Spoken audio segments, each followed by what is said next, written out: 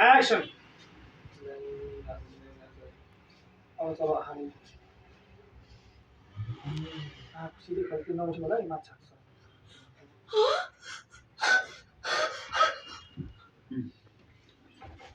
बेला आउँछ त्यसको मात्रै हेर्नु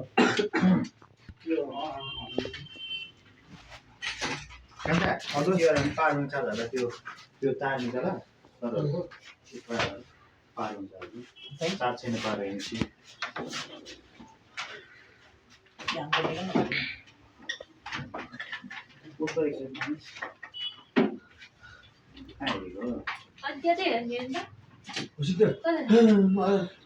त्यो झिङ झिङ झिङ सम्झौ न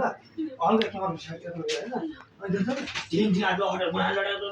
आयो भन्छ नि के भन्दा म कहाँ छु गर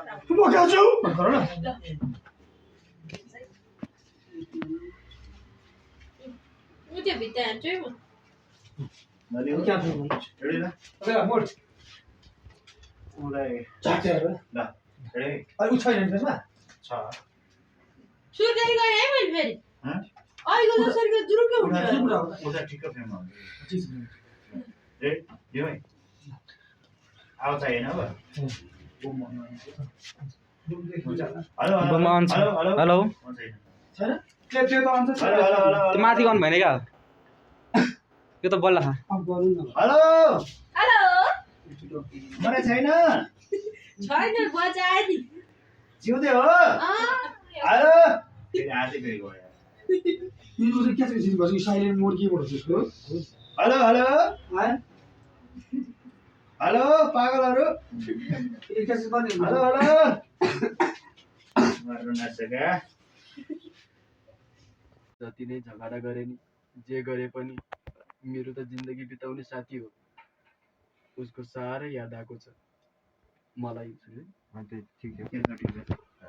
साह्रै याद आएको छ भनौँ न उसको ल मलाई त्यसको साह्रै याद आएको छ भनौँ के भन्नु पुरै भनौँ न झगडा गरे नि जे गरे नि जति नै झगडा गरे नि जे गरे पनि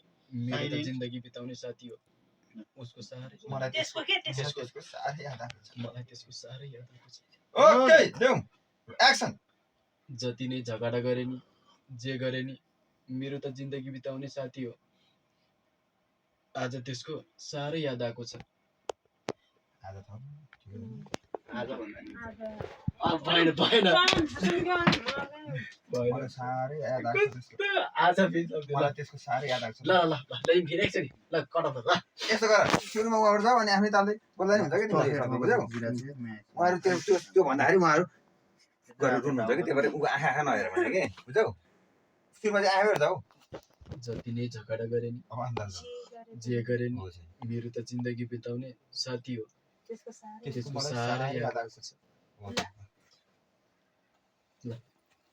रोलिङ एक्सन जति नै झगडा गरे नि जे गरे नि मेरो त जिन्दगी बिताउने साथी हो त्यसको साह्रै याद आएको छ साह्रै याद आएको छ हो यस्तै यस्तै भन्नुपर्छ है यता छैन मा भने यता छैन माया यता छ नि अब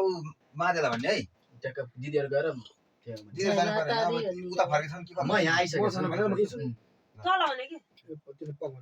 काहीँ कतिबाट कान्छी भन्नु पर्दैन भयो त माथि छ ल उसिनेर पाउनु पर्छ नि हाम्रो एकदम सफा हाइजेनिक बोलाउँछन् ल तले पानी उमाल्ने यता यता मलाई हेर्नु। पानी रे अनि बराबर काहीँ कतिबाट कान्छीहरूको खबर पाउनु भयो त माथि छ ल कहीँ कतैबाट कान्छीको खबर पाउनु कान्छीहरूको कान्छीहरूको खबर पाउनु भयो चार त बजे मान्छे अब यता स्याड स्याड आएको छ नि अब चाहिँ नर्मल जाऊ त सोध्नलाई चाहिँ कहीँ कतैबाट पाइहाल्छ कान्छीहरूको खबर पाउनु भयो त माधे साला ओके ल लिम सर हामी गर्नु मात्र हो सबै हामी कसम यदि पुरै कोला कहाँनिर त्यो खुट्टामा हेर्दा हुन्छ गाठामा पुरिरहेको त मगाइहाल्यो यतातिर कुम्बा कहीँ कतैबाट कान्छी त्यसको नबोलाऊ वाइ नट बिकज अफ यो साइलेन्ट दुर्गा सेतो सेतो के छ नि त्यो यति पुरो पर्छ नि त्यहाँ हेर नि रोलिङ एक्सन कहीँ कतैबाट कान्छीहरूको खबर पाउनु भयो त माधे साला थाहै नभनेर मुन्टालाई मुन्टालाई ए मुन्ट भन्नु पर्थ्यो त्यो थियो नि दर्शन भाइ अब सकिन लाग्यो खबर रोलिङ एक्सन तपाईँको फर्स्ट अहिले भन्यो तपाईँ मैले लाग्यो भने के गर्नु सोच्छ सोध्नु न तपाईँ त्यही भन्नु आफै बुझ्नु न ल अहिले लाग्यो भने गइहाल्नु सस्ता छ होला हाम्रोमा रोलिङ एक्सन आफै बुझ्नुहोस् न अहिले म गएँ है सर के कस्तो जर्को हुन्छ फेरि आउनुपर्दा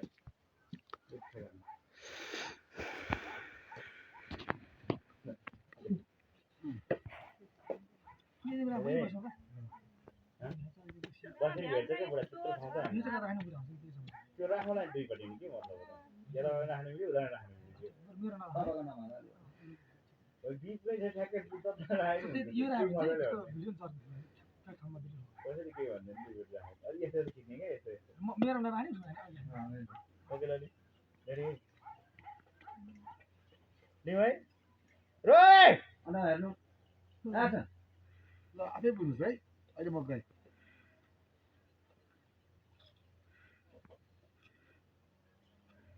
कालो धागोले बाँधेछ आफैले बुझ्नुहोस् नि अब धागोले बाँधेर बुझ्ने भइदियो भने किन पढ्नुपर्छ कान्छी घरमा भइदिएको भए अहिले कान्छीले पढेर सुनाउँथ्यो।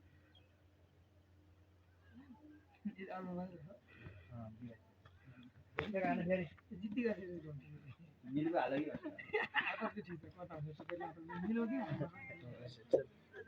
म यो हान्दा हान्दा च्यान दुखेर मारेर लागिसकेँ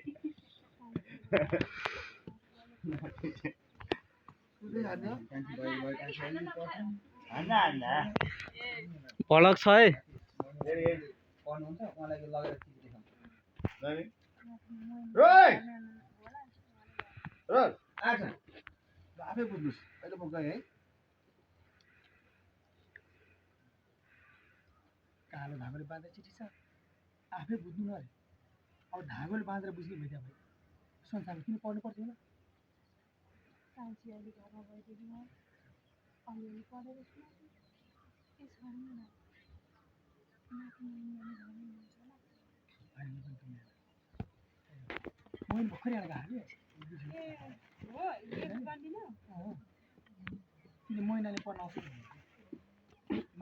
फेरि आउनु कति ठिक तपाईँले आज मलाई मलाई यस्तो भन्नु भने म त्यही दिन भन्छु यहाँ मिलाएर भन्नु यही भन्नु ट्याक्कै भन्नु ल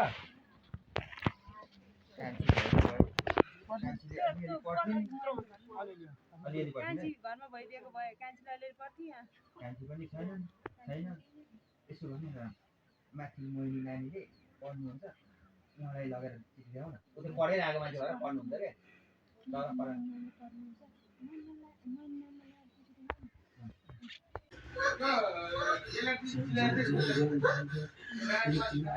आवाज भएन हो अनि के काम थियो कि सर मलाई हात लाग्यो के काम थियो रोलिङ एक्सन के भन्नु हो त भन्नु हो त भन्नु यति दिन डर भन्नु एक्सन हो त भन्नु रोलिङ एक्सन रोलिङ एक्सन हो के काम थियो कि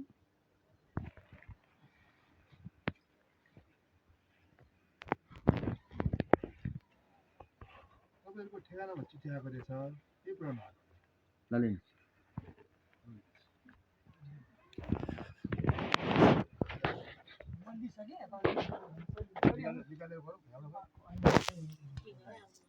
भेट्नु भेट्नु फेरि भेट्नु न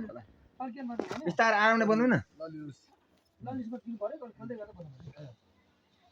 तपाईँको ठेगाना एउटा चिठी आएको रहेछ यही पुऱ्याउन आएको ल लिनुहोस् रोलिङ एक्सन हो त हो के काम थियो कि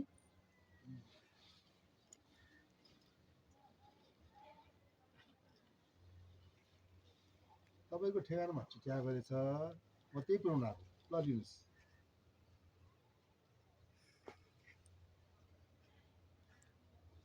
ओके लास्ट हो एक्सन बुवाको नाम मोती प्रसाद र मेरो जेठो दाईको नाम भन्दै गर्दा फेरि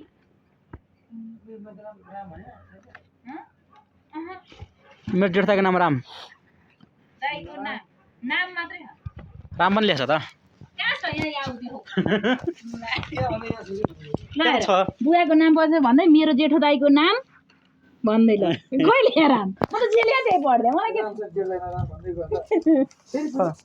फेरि पनि उनी जेठो दाईको नाम राम भन्दै गर्दा फेरि पनि उनी अचेत अब ल लिम म नभए नि पढिदिन्छु अब बाबु नाम भन्नु बाबु यहाँदेखि यहाँसम्म पढ्नु ल एक लाइन पढ्नु ल पढ्दिनँ क्या यहाँसम्म मात्र पढ्छु यहाँसम्म त्यो भरको लागि पनि लेखेको सब्जेक्ट खाली भयो नि लिम दाई प्रसाद र मेरो जेठो दाईको नाम राम भन्दै गर्दा फेरि पनि उनी अचेत अवस्थामा पुगेको फेरि उनको उपचार भइरहेकोले तिनै महिलाले भने अनुसार नै नाम र ठेगानामा यो चिठी पठाएका छन् यतिखेर त्यसपछि बुझिन है मैले फेरि उनी अचेत अवस्थामा पुगेको फेरि उनको उपचार